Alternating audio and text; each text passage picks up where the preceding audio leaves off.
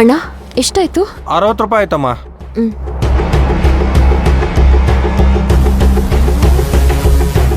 ಇದೇನಿದು, ನನ್ನ ಕೈ ಗ್ರೀಸ್ ಆಗಿದೆಯಲ್ಲ. ಗ್ಯಾರೇಜಲ್ಲಿ ಏನಾದರೂ ಗ್ರೀಸ್ ಅಂಟ್ಕೊಂತ. ಸ್ವಲ್ಪ ಲೇಟ್ ಆಯ್ತು, ಬೇಗ ಕೊಡಿ ಮೇಡಮ್, ಹೊರಡಬೇಕು. ತಗೊಳ್ಳಿ. ತಗೊಳ್ಳಿ.